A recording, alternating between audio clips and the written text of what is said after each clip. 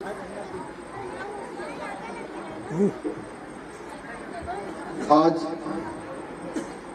Ideal English school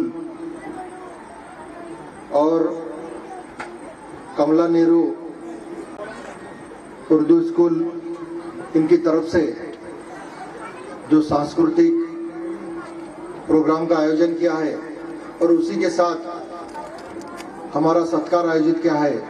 इस सत्कार के अध्यक्ष हमारे मार्गदर्शक हाजी रशीद का जमादार डॉक्टर महबूब साहब, हमारे सभी नगर सेवक तहसीलदार मगर साहब, शक्करगे साहब, नायब तहसीलदार साहब और मेरे सामने बैठे हुए सभी जो विद्यार्थी है उनके माताजी, पिताजी और सभी विद्यार्थी दोस्तों। मलकापुर शहर के ग्रामीण थानेदार माननीय भोगे साहब से विनती है कि डाइस पर आ जाए।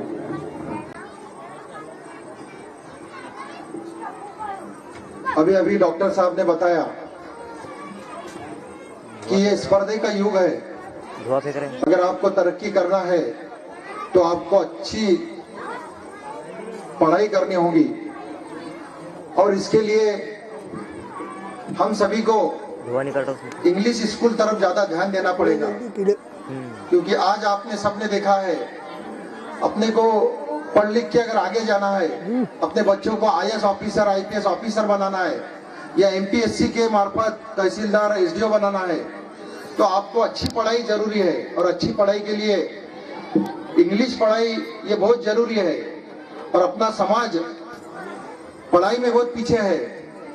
अगर अपना समाज पढ़ाई में पीछे जाएगा तो अपना भारत तरक्की नहीं कर सकता। जो तादाद अपने भारत में अपने समाज की है उस हिसाब से कलेक्टर नहीं है, उस हिसाब से एसडीओ नहीं है, उस हिसाब से पुलिस वाले नहीं है, कोई अधिकारी नहीं है। इसके लिए हम सबको अपने बच्चों को अच्छी पढ़ाई देना बहुत जरूरी है। दोस्तों, मुझे सही में डॉक्टर साहब, डॉक्टर महबूब चाचा और डॉक्टर सलीम साहब, इन सबका बहुत शुक्रिया करना चाहता हूं कि वो मलकापुर जैसे शहर में अच्छी पढ़ाई और अच्छी स्कूल खोली है कि अपने समाज को आगे लाने के लिए उन्होंने बहुत बड़ी कोशिश किया है। दोस्तों, मुझे एक बात याद आती है आज से करीबन 30-35 साल पहले की, जब हम म्युनिसिपल स्कूल में पढ़ते थे और वहां पे हम भी आपके जैसे स्टूडेंट थे, मेरे ख्याल से 5वीं-6वीं में पढ़ते थे। जब जुम्मा सिर्फ नगराध्यक्ष थे और हमारे चाचा डॉक्टर महबूब चाचा ये उपाध्यक्ष थे, वो प्रोग्राम को आते थे और वहां पे ऐसा ही गैदरिंग चलता था। हमको कोई ना कोई प्रोग्राम करना पड़ता था और उस प्रोग्राम में इनका सत्कार होता था, हम सब खुश होते थे। लेकिन जब ये भाषण देने जाते थे तो हम बच्चों को बहुत बोर होता था और उस समय हम जोर जोर से तालियां बजाते थे बीच में कि इनका भाषण रुक जाए और हमको हमारा प्रोग्राम करना पड़े।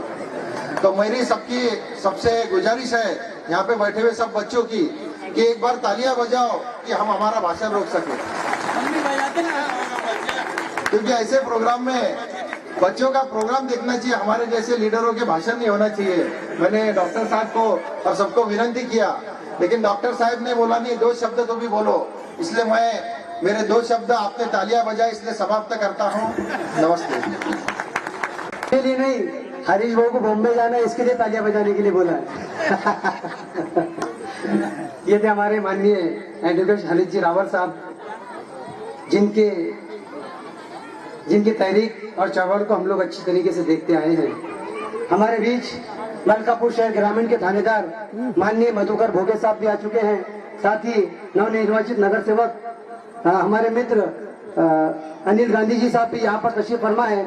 लिहाजा मैं चाहूंगा कि हमारे थानेदार साहब का इस्तकबाल सैयद मोइन साहब किया है और थानेदार मधुकर जी भोगे साहब इनका इस्तकबाल करें।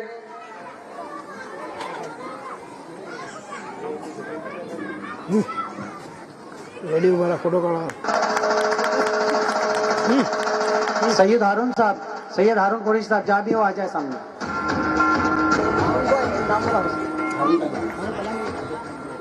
मलकापुर शहर के नवनिर्वाचित नगर सेवक माननीय अनिल जी गांधी साहब, सभापति पानी पुरोठा अनिल जी गांधी साहब, इनके इस्तकबाल के लिए मैं सैयद हारून साहब इनसे विनंती करता हूं, दरख्वास्त करता हूं कि वो आए और अनिल जी गांधी साहब का इस्तकबाल करें। सैयद हारून साहब।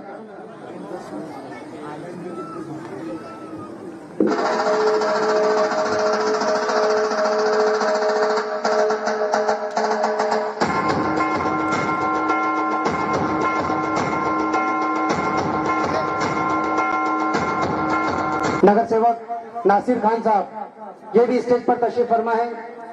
इनके इस्तकबाल के लिए मैं सैयद अमीन साहब इनसे दरख्वास्त करता हूं कि वो आए और नासिर खान साहब का इस्तकबाल करें। सैयद अमीन साहब।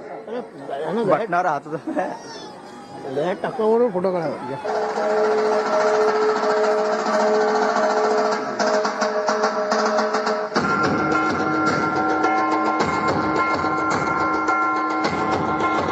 मलकापुर शहर के तहसीलदार माननीय मगर के साथ कि बड़ी मुश्किल है खोटे को खरा कहना नहीं आता, बड़ी मुश्किल है खोटे को खरा कहना नहीं आता, मुझे चापलूसों की तरह रहना नहीं आता, मेरी खूबी इसे समझो या खामी इसे कहो, हवा जिस समत बहती है मुझे बहना नहीं आता। माननीय तहसीलदार मगर साहब।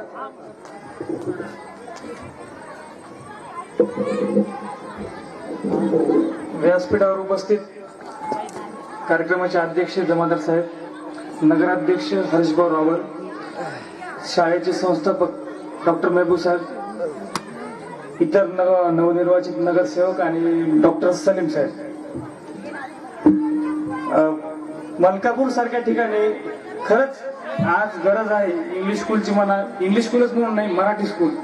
आज आपला समाज आताच हरीशभाऊ म्हणाले की खूप मागे राहिलेला समाज आहे, तर ह्याला जर बाहेर जर निघायचं असेल, कुठेतरी प्रगती जर करायची असेल तर शिक्षणाचीच गरज आहे, जे की इथे आयडियल स्कूलने चांगल्या पद्धतीने काम केलं दिसत आहे. शाळेत 7 वर्ष आहे साधारण म्हणता येईल.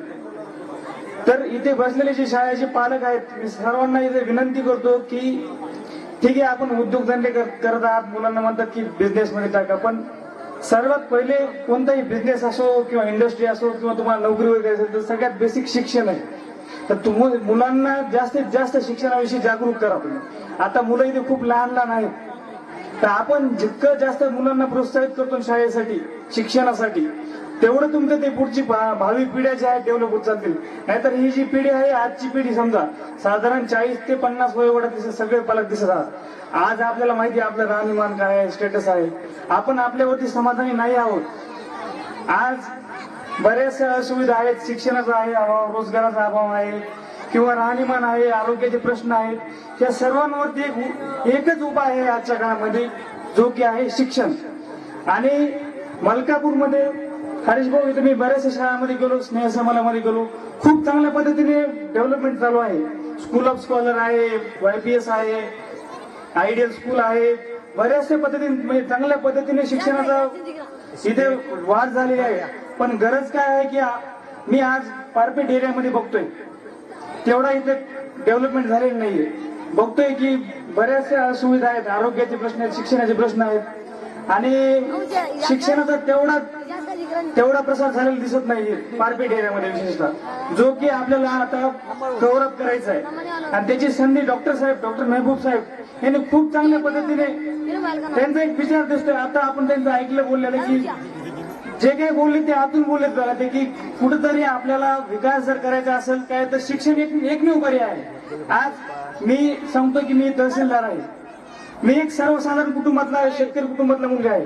कशातून झालो, मी जिल्हा परिषद शाळेमध्ये शिकलेलो, काही इंग्लिश स्कूलमध्ये वगैरे शिकलेलो नाही.